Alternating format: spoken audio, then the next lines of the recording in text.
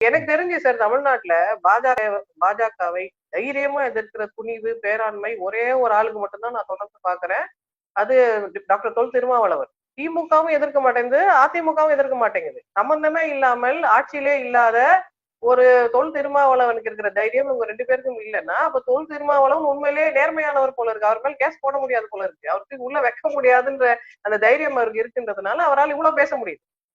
ஆனா அந்த தொல் திருமாவளவனை ஒரு தலைமை பதவிக்கு நம்மளால ஏன் கொண்டு வர முடியல தமிழ்நாட்டுல? இது எனக்கு ரொம்ப முக்கியமான ஒரு கேள்வி இருக்கு. பெண்களுக்கு நிஜமாகவே தொடர்ந்து குரல் கொடுத்துட்டு இருக்கவர் டாக்டர் தொல் திருமாவளவன். ஆனா அவர் நமக்கு சீஃப் மினிஸ்டர் கேண்டிடேட்டாவே இல்ல பாருங்க.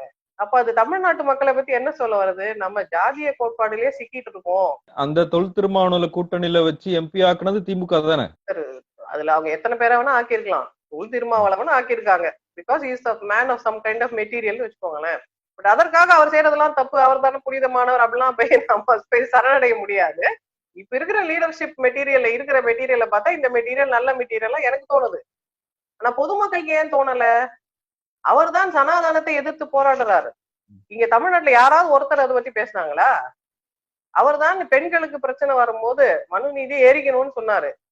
பெண்கள் முன்னேற்றத்துக்காக தொடர்ந்து பிரச்சாரம் பண்ண கட்சியே இல்லைனாலும் பரவாயில்ல, நான் வெறும் ஒரு அமைப்பா கூட இருந்து செயல்படுறேன்னு சொல்றாரு. விடுதலை சிறுத்தைகள் வேற திமுக வேறன்னு பிரிக்கிற மாதிரி இருக்கு. விடுதலை சிறுத்தைகள் நடத்திய சனாதன எதிர்ப்பு மாநாட்டுல தலைமையேற்றவர் திமுக தலைவர் மு.க. ஸ்டாலின். அதுல கம்யூனிஸ்டுகள் பங்கெடுத்தாங்க, காங்கிரஸ் தலைவர்கள் பங்கெடுத்தாங்க. அப்படி இருக்கும்போது இதை நீங்க வேறுபடுத்துறதுக்கான காரணம் என்ன? ஒன்னாதானே இருக்காங்க, அவங்களுக்குள்ள ஒன்னாதான் இருக்கிறாங்க. பட் நீங்க லீடர்ஷிப் அந்த ரேஸ்ல இருக்கிற மனிதர்களை பாருங்களேன்.